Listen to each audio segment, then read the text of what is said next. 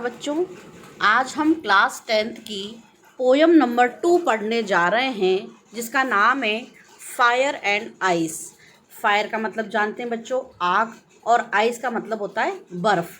लेकिन यहाँ पर फायर और आइस ये दो शब्दों का प्रयोग पोएट ने नफ़रत के लिए और आग के लिए किया है, घृणा के लिए किया है। जो आइस शब्द है वो घृणा के लिए यूज़ हुआ है, और जो फायर शब्द है वो डिज़ायर, इच्छा के लिए यूज़ हुआ है। ठीक है, तो ये पोयम भी रॉबर्ट फ्रॉस्ट के द्वारा लिखी गई है।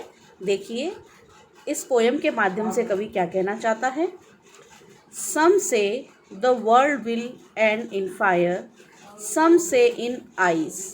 From what I have tasted of desire, I hold with those who favor fire. तो पोइट रॉबर्ट फ्रॉस्ट यहाँ कहना चाह रहे हैं, सम से कुछ लोग कहते हैं कि the world will and in fire. कुछ लोग क्या कहते हैं कि एक दिन इस संसार का अंत हो जाएगा, और ये अंत किससे हो जाएगा? फायर, आग से। और आग का मतलब क्या है यहाँ पर? आग का मतलब है बच्चों यहाँ पर इच्छा। व्यक्ति के अंदर इतनी इच्छाएं पनप जाएगी कि मैं ये ले लूँ, वो ले लूँ, और वो इच्छाओं का समापन नहीं होगा। और इच्छाएं जब उसकी बढ़ती जाएगी तो वो एक दूसरे को मारने और मरने पर तैयार होगा, और इसी कारण एक दिन क्या हो जाएगा? इस दुनिया का अंत हो जाएगा। लेकिन सम से इन आइस, कुछ लोग कहते हैं कि आइस से, बर्फ़ से मतलब घृणा से, नफ़रत से एक दिन इस दुनिया का अंत हो जाएगा। From what I have tested of desire, I hold with those who favour fire. तो कवि क्या कह रहा है? From what I have tested of desire, क्योंकि मैंने इच्छाओं को चखा है। चखने का मतलब क्या है यहाँ पर? मैंने इच्छाओं को देखा है कि व्यक्ति के मन में कितनी इच्छा होती है, व्यक्ति कुछ भी चाह सकता है।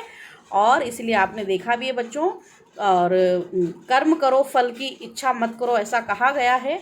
तो व्यक्ति की इच्छाएं जो हैं वो इतनी बढ़ गई है, और इन इच्छाओं के बढ़ जाने से क्या हो रहा है? कवि भी यहाँ इच्छाओं की फेवर में है कि व्यक्ति इच्छा करेगा तो क्या हो जाएगा? संसार का अंत हो जाएगा। और इसलिए वो कह रहा, I hold with those who favour fire. मैं उन्हीं लोगों के साथ हूँ जो आग के और फेवर में है, पक्ष में है। मतलब जो लोग ये कह रहे हैं कि दुनिया का अंत इच्छा से हो जाएगा, और कवि जो है उन्हीं लोगों के साथ है। लेकिन कवि अगले स्टेंजा में क्या कहता है?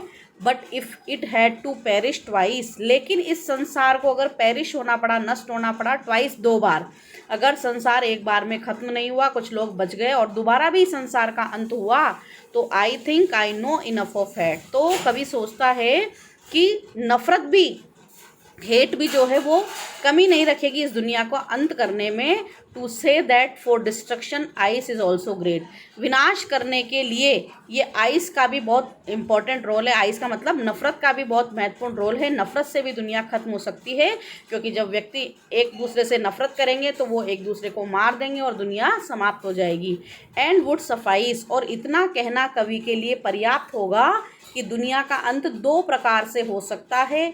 एक तो हो सकता है इच्छा से, और दूसरा हो सकता है घृणा से। तो इस प्रकार से पोएम हमारी समाप्त होती है बच्चों। Thank you.